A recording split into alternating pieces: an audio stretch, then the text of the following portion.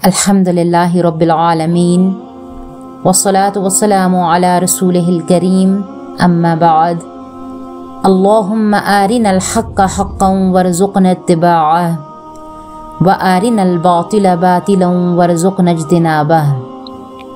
اے اللہ ہمیں حق کو حق دکھا اور اس پر عمل کی توفیق عطا فرما، اور باطل کو باطل دکھا اور اس سے بچنے کی توفیق عطا فرما، آمین اللہم آمین۔ جب بھی کوئی خاص مہینہ آتا ہے تو سب سے پہلے سوال یہ ہونا چاہیے کہ اللہ اور اس کے رسول صلی اللہ علیہ وآلہ وسلم اس مہینے کے بارے میں کیا فرماتے ہیں۔ افسوس کے بجائے اس سوال کے یہ جملہ معمول بن چکا ہے کہ لوگ کیا کر رہے ہیں، لوگ کیا کہہ رہے ہیں، یا سوشل میڈیا پر کیا چل رہا ہے۔ کتنی محفلیں اس مہینے میں سجانی ہیں اور یہ سب عبادات سے زیادہ رسمیں سمجھ کر ادا کیا جاتا ہے، اور ہم بھول جاتے ہیں کہ اس اصل کو جو ہمارے اللہ اور رسول اللہ نے ہمیں کرنے کا حکم دیا۔ اللہ سبحانہ وتعالیٰ قرآن میں فرماتے ہیں سورۃ التوبہ میں اِنَّا عَدَّةَ الشُّهُورِ عِندَ اللَّهِ 12۔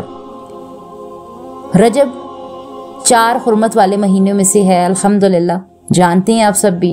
اللہ تعالیٰ کا انعام بھی ہے ان مہینوں میں، اللہ تعالیٰ کی حکمتیں بھی ہیں ان مہینوں میں، اللہ سبحانہ وتعالیٰ کے احکامات بھی ہیں ان مہینوں میں۔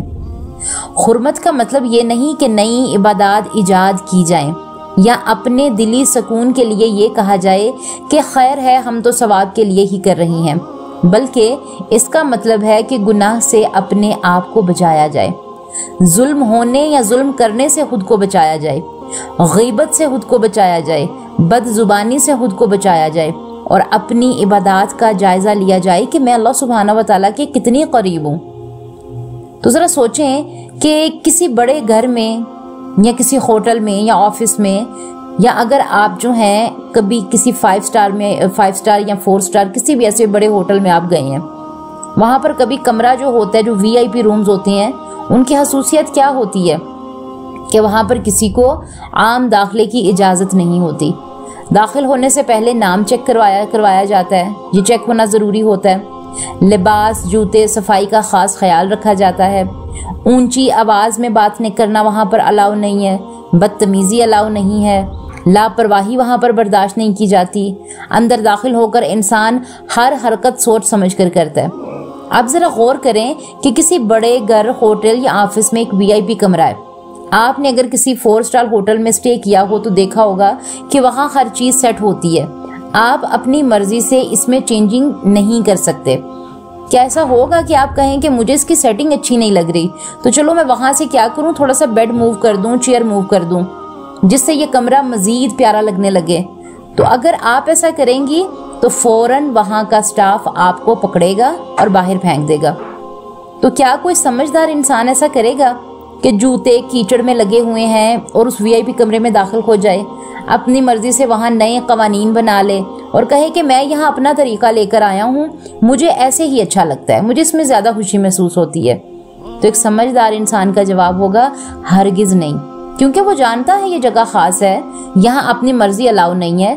تو ہم انسانوں کو کیوں غور و فکر کی دعوت اللہ سبحانہ وتعالیٰ نے دی ہے اس قرآن میں کہ یہ مہینہ، یہ حرمت والا مہینہ ہے، تم جیسے VIP کمرے میں شور نہیں کر سکتے، اپنی من مرضی نہیں کر سکتے، لاپرواہی نہیں کر سکتے، اپنی مرضی کے اصول وہاں نہیں بنا سکتے، ویسے ہی اللہ تعالیٰ کے منتخب مہینوں میں اپنی منمانیاں بھی نہیں کر سکتے ہم۔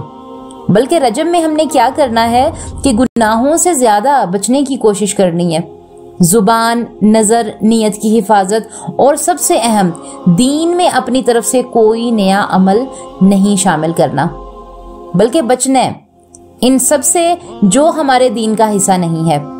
اور یاد رکھیں رجب کی کوئی الگ سے خاص نماز نہیں ہے، رجب کے کوئی خاص الگ سے خاص روزے نہیں ہیں، 27 رجب کی عبادات کے لیے اسپیشل اہتمام کرنا اور خاص اس دن کو متعین کرنا عبادت کے لیے کہیں سے ثابت نہیں ہے، یہ سب دین میں اضافہ ہے، کیونکہ ایک مومن چلتا پھرتا اللہ سبحانہ وتعالیٰ کے جتنے بھی احکامات ہیں اس کا پابند ہوتا ہے، وہ دن مخصوص نہیں کرتا سوائے ان کے جو اللہ سبحانہ وتعالیٰ نے دے دیے اور جو رسول اللہ صلی اللہ علیہ وسلم نے اپنے عمل سے کر کے ہمیں دے دیے. کیونکہ دیکھیں کہ جیسے دوائیوں کی اصل ترکیب میں سے کوئی اپنی طرف سے کچھ کیمیکل شامل کر لے اور کہے کہ اس کا نتیجہ جو ہے وہ اچھا ہی ہوگا، تو کیا فوراً سے وہ دوائی لے لیں گے؟ اور ہم خواتین کو خاص کر ان چیزوں پہ بڑا غور و فکر کرنا چاہیے کہ خاص ہم خواتین بہت ضرورت ہے سوچنے کی کہ ہم خواتین کیا ہوتی ہیں، جلد متاثر ہو جاتی ہیں کن چیزوں سے؟ جذباتی بیانات سن کے، رونے والی ویڈیوز دیکھ کر، فارورڈ میسج پڑھ کے کہ خواہ ان کا ریفرنس ہو یا نہ ہو، خواہ وہ دین سے ثابت ہوں یا نہ ہو، بس کیا رو دو کہ ثواب ہم نے کمانا ہے؟ نہیں. یاد رکھیں دین آنکھوں کے آنسوؤں سے نہیں بلکہ دلائل سے محفوظ ہوتا ہے. رجب ہمیں سکھاتا ہے کہ تحقیق کرو، علم کو پختہ کرو، سنت کی پیروی کرو اور حقیقی دین کو اپناؤ. اللہ تعالیٰ سے دعا کریں کہ اے اللہ ہمیں دین میں کمی پیشی سے بچا لے، اے اللہ ہمیں بدعت سے محفوظ فرما لے، اے اللہ ہمیں صراط المستقیم عطا فرما اور ہمیں سچا وہ مومن بنا جو تیرے لیے اپنی جان، مال، عزت سب ہر وقت لے کے حاضر ہوتا ہے، جو اپنی طرف سے منمانیاں نہیں کرتا بلکہ مشکل و پریشانی میں ہر معاملے میں کیا کرتا ہے؟ قرآن سے اور سنت سے رہنمائی حاصل کرتا ہے.